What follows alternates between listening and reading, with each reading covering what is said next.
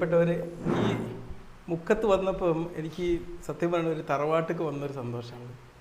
കാരണം എന്താ വെച്ചാൽ, ഞാൻ GP തുടങ്ങുന്ന ഒരു സമയത്ത്, ഒരു ഡോക്ടറായി ഇറങ്ങിയ ഉടനെ തന്നെ ഈ ഹോസ്പിറ്റൽ തുടങ്ങിയതാണ് സമയത്താണ്.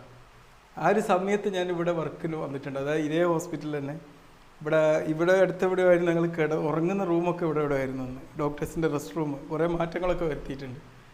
വളരെ സന്തോഷമുണ്ട്. അത് മാത്രമല്ല, എനിക്ക് ഒരു ഡോക്ടറാണെങ്കിലും മറ്റ് മേഖലകളിലും പഠിക്കുക എന്നുള്ളതിൻ്റെ ഒരു ഹോബിയാണ്. അപ്പോൾ ഞാൻ ഈ ജീവിതകാലം മുഴുവനും പഠിക്കണം എന്ന് ആഗ്രഹിക്കുന്ന ഒരാളാണ്. കാരണം പഠിക്കുമ്പോൾ നമ്മളെ തലച്ചോറിന് എന്നും ഫ്രഷായി നിൽക്കും എന്നുള്ളതാണ്. നമ്മളിപ്പോൾ ഡെയിലി ഓരോ പുതിയ കാര്യങ്ങൾ പഠിക്കുകയാണെങ്കിൽ നമ്മുടെ തലച്ചോറിൽ നെർവസ് സിസ്റ്റത്തിന് വാർദ്ധക്യം വരില്ല. അതുപോലെ ഈ നമ്മളെ നെർവ്സ് എന്നും ഇങ്ങനെ എനർജൈസ്ഡായി നിന്ന് ന്യൂറോപ്ലാസ്റ്റിസിറ്റി എന്ന് പറയും, പുതിയ ഡെവലപ്മെൻറ്റുകൾ ഉണ്ടാകുകയും ചെയ്യും.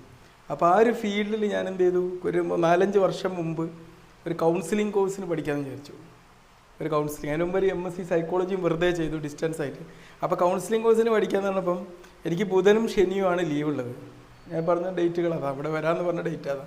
ഈ ബുധനാഴ്ച എനിക്ക് ക്ലാസ് എടുക്കാൻ വേണ്ടി മുക്കത്തൊരു ഇൻസ്റ്റിറ്റ്യൂട്ട് കൗൺസിലിങ്ങിന് വേണ്ടി സെറ്റാക്കി, ഇവിടുത്തെ കാലിക്കറ്റ് യൂണിവേഴ്സിറ്റി അപ്രൂവ്ഡ് ആയിട്ട്. അങ്ങനെ ഞാൻ ഈ മുക്കത്ത് ഒരു സ്റ്റുഡൻ്റായിട്ട് ഒരു വർഷം പഠിച്ച് എനിക്ക് മുക്കത്തേറെ പൾസ് അറിയാൻ പറ്റിയിട്ടുണ്ട്.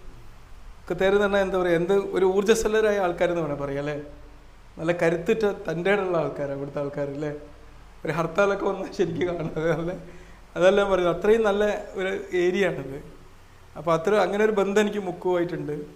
തീർച്ചയായിട്ടും ഇവിടെ സുന്നത്ത് ചെയ്യാൻ വേണ്ടി വരിക എന്ന് പറഞ്ഞപ്പോൾ എനിക്ക് വളരെ സന്തോഷമാണ് തോന്നിയത്. കാരണം ഞാൻ മറ്റ് ഹോസ്പിറ്റലുകളിലേക്ക് പോകുന്ന ഒരു സമയത്താണ് ഇവിടെയും വരുന്നത്. അപ്പോൾ എനിക്ക് അതിനായിട്ടൊരു സമയം കാണേണ്ട ഒരു ആവശ്യമില്ല എന്നുള്ളതാണ് ഏറ്റവും. ഞാൻ 8 മണിക്ക് അവിടെ നിന്ന് ഫ്രീ ആയി കഴിഞ്ഞാൽ, ഇടവണ്ണെന്ന് ഫ്രീ ആയി കഴിഞ്ഞാൽ ഇങ്ങനെ അരീക്കോട് ഒരു ഹോസ്പിറ്റലുണ്ട്, പിന്നെ ഇവിടെയാണ്. ഇവിടെ കഴിഞ്ഞിട്ടാണ് പിന്നെ പൂനൂർ അങ്ങോട്ടൊക്കെ പോകുന്നത്. അപ്പം ഈ ഹോസ്പിറ്റലിൽ വരാൻ പറ്റിയതിൽ എനിക്ക് വളരെ സന്തോഷമാണ്. ഞാൻ പറഞ്ഞതുപോലെ എനിക്ക് ഈ മുക്കുമായിട്ട് ഇപ്പോൾ ഒരു ബന്ധം ഉണ്ടായതും ആ കൗൺസിലിംഗ് കോഴ്സ് പഠിച്ചതിന് ശേഷമല്ല. ഞാനൊരു ബ്ലോഗറാണെന്ന് പറഞ്ഞു. അപ്പോൾ ഈ ബ്ലോഗറാണെന്ന് ചെയ്യാന്ന് പറഞ്ഞാൽ എന്നെ സംബന്ധിച്ചിടത്തോളം വ്ളോഗ് ചെയ്യാനായിട്ടൊരു സമയം ഉണ്ടാവില്ല.